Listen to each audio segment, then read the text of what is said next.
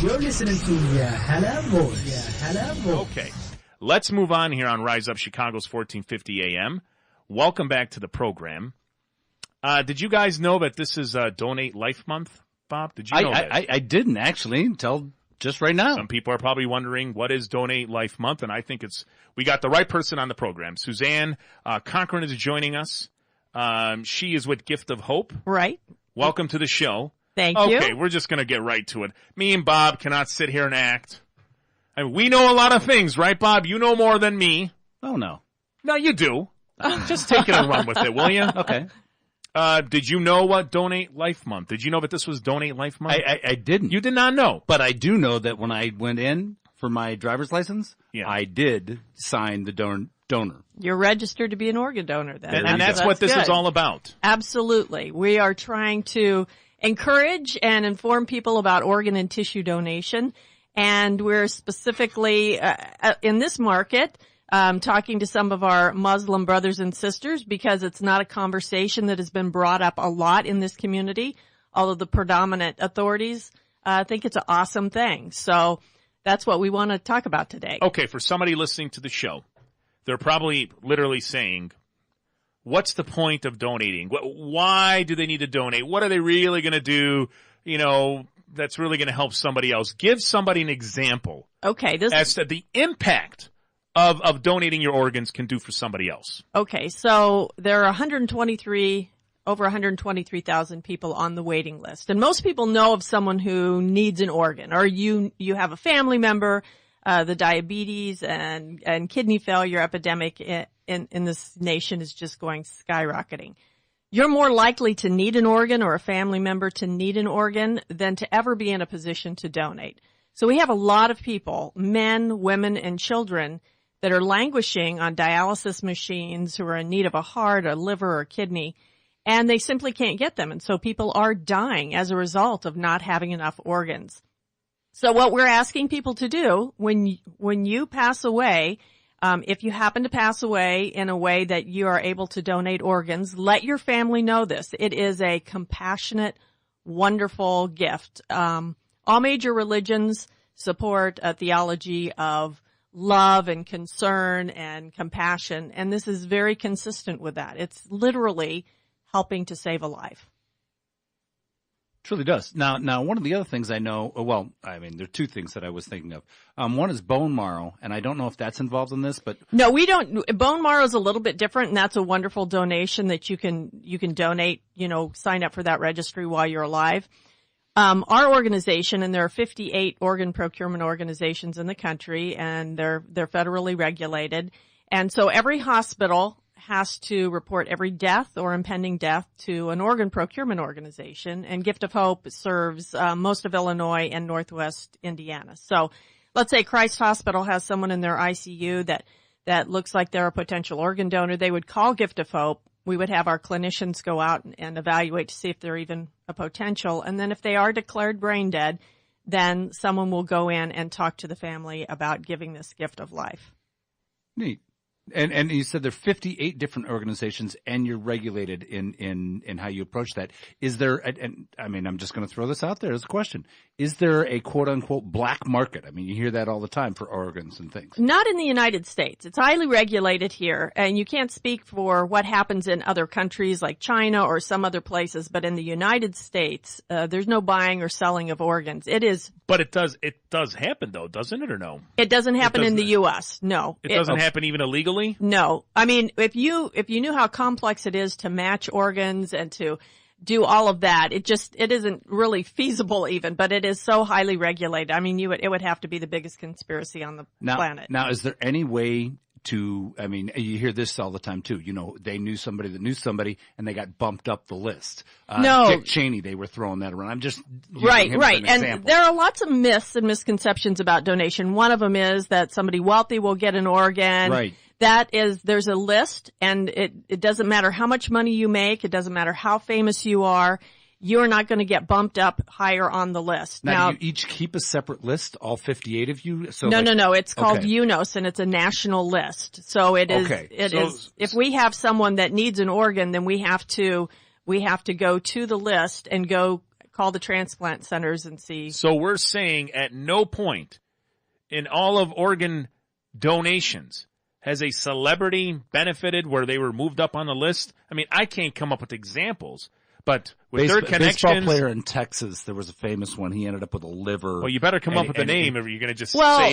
It doesn't happen from the UNOS list. Now, what can happen when a family, and I approached families for 11 years before I moved more into the PR media relations role, is when I approach a family, I ask them, is there anyone that you know or that you would like to designate as a direct donation? So a lot of times the family will say, oh yeah, I know a brother, I know my boss's sister's nephew needs an organ. So if you're the family, you can designate someone to receive that organ. Okay. But it has to be a match, and that doesn't happen very often either. So that, I mean, I'm not sure what the specific, reasons are, but as you know, Walter Payton needed a liver and he was not bumped up to the top. That's of a heck the of a list. point right there, and I'll never forget that. Yeah, and his wife and his family are very big advocates of organ donation. That is, I will never forget that, and I remember while listening to radio the whole time, that was a talk, oh my gosh, he's a celebrity, how come, and it was, everybody would say, and they had some experts come on and said, hey, this whole myth about this list, that celebrities get favored, it doesn't work like that. No, and you could have some families say, hey, I'd like to donate to so-and-so, and they'd be checked out. But most of the time, all the time, that list is highly regulated throughout the nation. We're the most highly regulated I could only imagine. healthcare service you can imagine. That is true. It brings some reassurance to it. The other one that I heard, our Secretary of State, his sister is a recipient of an How do you organ know donation. this stuff? Am I correct? Jesse White has some family members. I don't know if it's specifically a sister. You may Correct. know that, but he has had some personal family. That has them. And we don't have a lid law in here. We don't have a helmet law in Illinois. And the thought process there is, and I'm just bringing up the other side of this, is that they call them donor cycles instead of motorcycles. They're donor cycles. Now, is there there's a lot truth of to that? well, too? there's a lot of. You're right that the Secretary of State's office is the one who registers the donors. So when we go into a hospital, we don't know. One of the myths is, the doctor's not going to try to save me if they know I'm a donor. Well, the hospitals don't know you're a donor. In fact, they ask Gift of Hope when we come in, and we check with the Secretary of State's office to see if the person's registered. If they are, and they qualify to be a donor, then we respect their decision. If not, then we go to the family to ask permission. So that's, as far as wearing a helmet, we don't care what lives are saved. We want all lives to be saved, but head traumas are definitely, that is how you become an organ donor, and it could happen in multiple different ways. Gunshot wounds to the head, car accidents, anoxic events from heart attacks. And you remember strokes. before we went on the air, I said I'm not the sharpest tool in the shed. So with that said, what is this lid? Hold on here. What's this lid law? What are you talking about here? The helmet law on motorcycles. There is no helmet law in Illinois. Okay, right. So the idea is that if you don't make a law, you're going to have more of these head injuries. Right. You're going to have more organs available for So donation. you're saying there's like a conspiracy to not have a law. Absolutely. You really I believe that? I am king conspiracy. You think I am Jesse king White? conspiracy. You think Jesse His White? family benefited, right? Well, at first, Jesse White's family was presented the option of donation with a family member, and they refused, and that impacted him. And then he had other families need an organ. So he's very much a proponent. To your argument, and I don't really specifically have that, but when you're on a motorcycle, and if you're going at a high rate of speed, you're probably going to be killed outright. You won't even be an organ donor. We do have motorcycle accidents. A lot of them are low speed ones, but they make up a tiny portion of donors. It's people that have, an intracranial hemorrhage, or a stroke or an aneurysm or multiple things that can happen. And it usually is a shock to the family. And it's very traumatic. So it's a very, very courageous decision that this family, in the midst of complete and utter tragedy, makes the decision to say, hey, I'm going to save someone's life.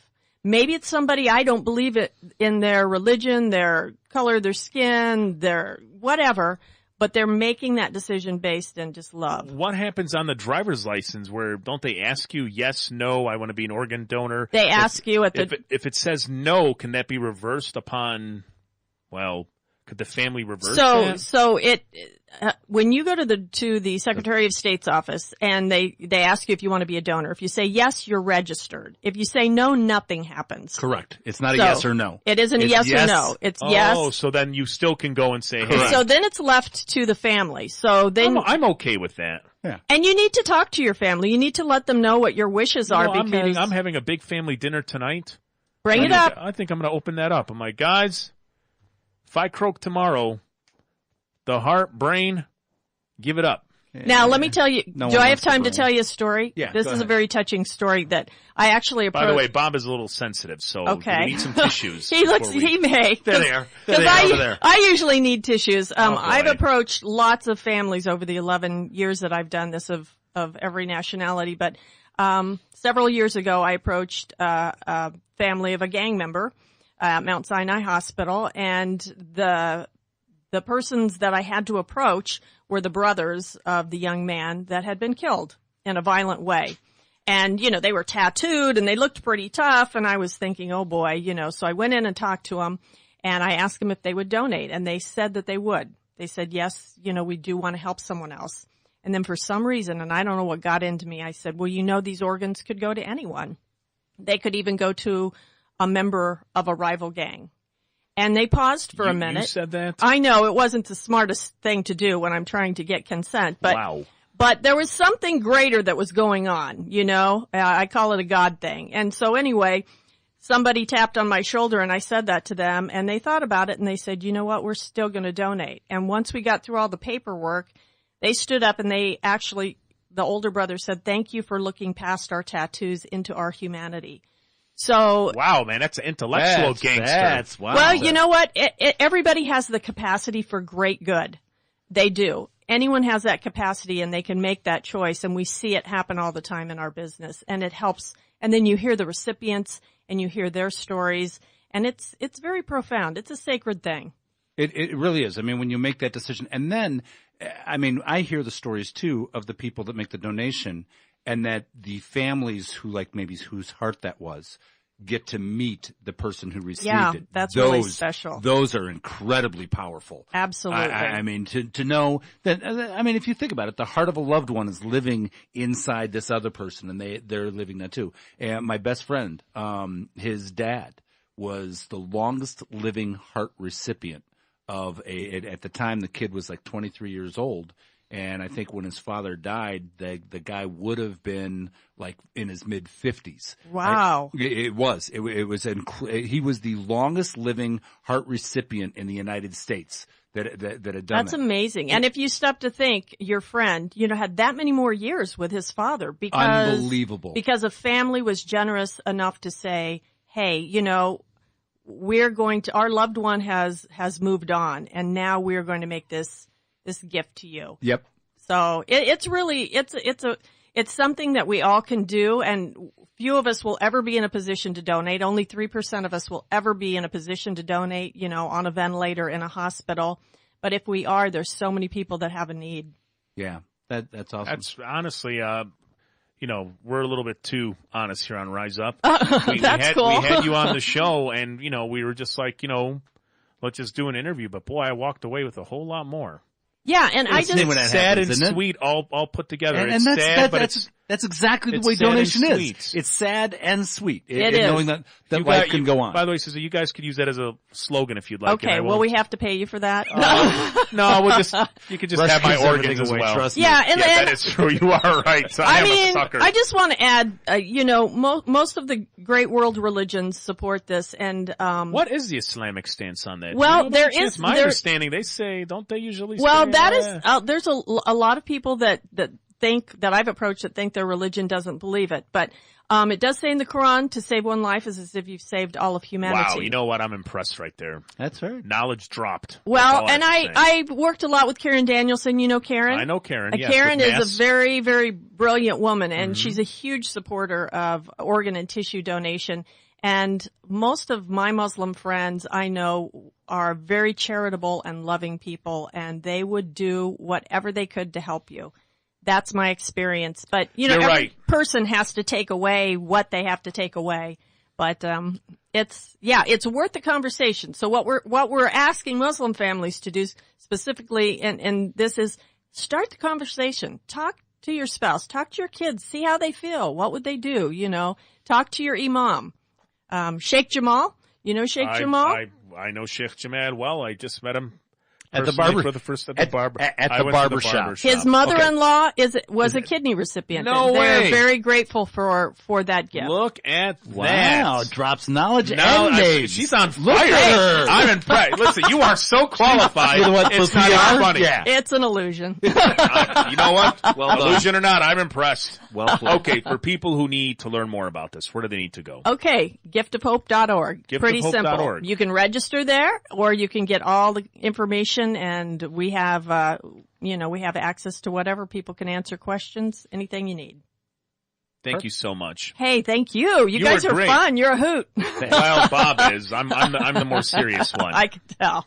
We really appreciate it. Yeah, and I'm thank glad. you. And you know what? I'm most impressed with the whole interview that you knew, but I was like a little reluctant to bring up the Islamic side.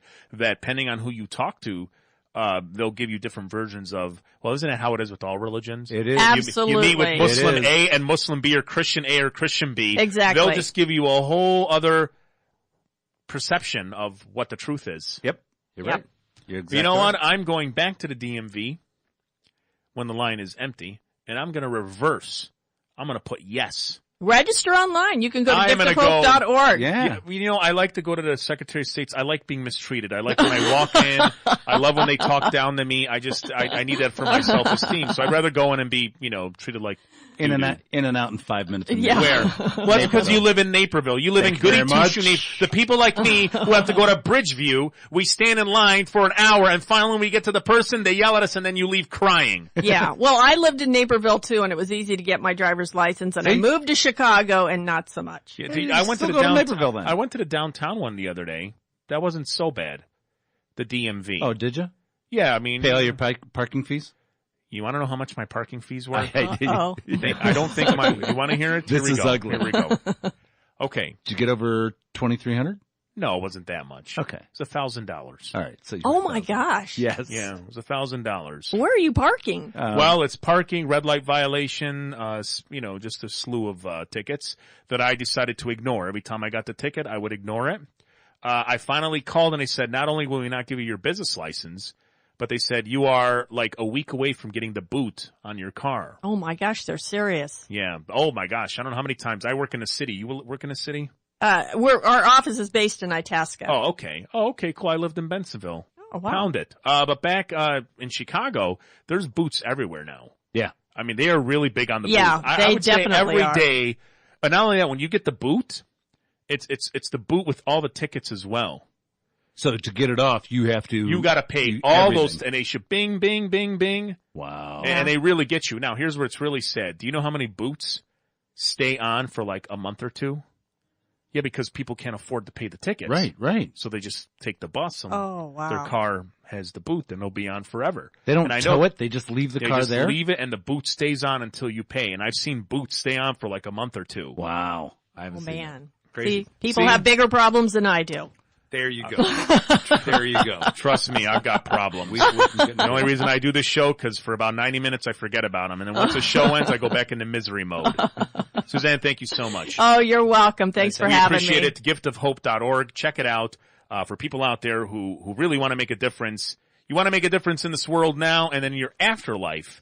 That's really the only thing you can do. Think about it. Think about that. It's an easy one. What you do in this world, even if you lived a pretty bad life, you've done some bad things, but you can make it up. I mean, you could actually still make a difference on this planet by being an organ donor. For all you people out there who are listening to the show, if you're thuggish, criminalish, Like I am. yeah, you are pretty hood. That's right. But hey, you know what? You can make a difference. The gangsters listen to my show, Bob. They got it. So I'm just reaching out to them. You see how I'm dressed today? Okay. I'm all in black today. I He got wears it. a hip hop guy's I'm hip-hop. t-shirt today, and he thinks he's. He's all fly. Suzanne, I'm telling you. Wow. Fly. Oh, wow. He does. He's Suzanne, I know this may surprise you, but I actually do write rap. Oh, really? That's absolutely. Why don't you lay some down on us, Rush? This is gonna be good. Yo. DJ Khaled. He's like, get out of here. He's like, get out of here. I see this train wreck coming, man. No. Khaled's looking like a deer in the headlights, and so am I. He's like, Sam. checking his email, and I'm like, yo, DJ Khaled. He's like, what? Oh, no. Thank you so much for coming on the show. You bet. We appreciate it. Thank you. That's great. What are you doing? I Susan can was- go. I We're was- not going anywhere. I was going to. This isn't the McLuba Bowl, our bowling event, where you decided to leave me in the middle of the show. When a woman leaves the You're gonna, room, oh, it's always proper. yeah, to stand. go ahead. Yeah, go. There you go, Bob. I'm glad that you have some chivalry. Always That was proper. good. When a woman enters, when a woman leaves. Yeah. Men always stand. Chivalry's so dead. Yeah, whatever. Chivalry's so dead, they're an organ donor. You like that? I do. That was good. Nice tie-in with You that. know, nothing impresses Khaled. You notice that? Nothing. Typical Arab. You know what? Start talking food. Watch what happens. No, I've noticed that. Yeah. He's got his head down the whole time. And you talk about an entree, a dish, Speaking or a of which, restaurant. I have found the ultimate secret. Yeah, by the way, can I ask you something? Start talking with different Arab women. Yeah. And First start of all, talking you're not about supposed to be talking Arab. Who wedding. makes the best baklava? Oh, jeez. And they'll throw down. Okay. It- What is it's this? Can you tell me, or we can't talk about this? Yeah, we can talk about it. What is this? What does it say? He had a call at work. Who's he? Oh, your guest. Oh Thank my God, I'm so sorry. I totally forgot about him too. Yeah, I know, which is why the time frame No didn't. wonder why didn't you're matter. asking all these questions. Yeah. I thought you said Rayad, our station manager. No, I was like, he's got an emergency. At work? Like, No, I thought no, it no, said no, no, Rayad no. had an emergency at work. I'm like, he's at work. No, if he has an emergency, tell him to get on his computer. He's an IT guy. And By the way, and they Rayad, where is Rayad? Could he come back in here or no? Is he They listening had to the a show? major system outage. No, I want to bring and it Rayad. went down. Yeah, he's okay. Let's bring Rayad No, back in. he's not gonna come in. Yeah, I want to ask He's him a not question gonna come in. because you know what? You know, sometimes here on Rise Up, people try and censor the show. Rayad, do you listen? Are you hearing me at least or no? So first of all, Suzanne, you could tell she is a well-seasoned interview. Oh, she's PR. So Rayad sends a message to Khaled that says, "Hey, take it easy on the interview with her. You're being a little harsh, a little rough." Oh, I didn't know that. We were a little hard. You were the one bringing up Secretary of State Jesse White. Oh, that stuff? That was me. Yeah, that was tough. I was tough. What are you doing to her? We're out of time. Salam alaikum. Rise up. YahalaVoice.com. You're listening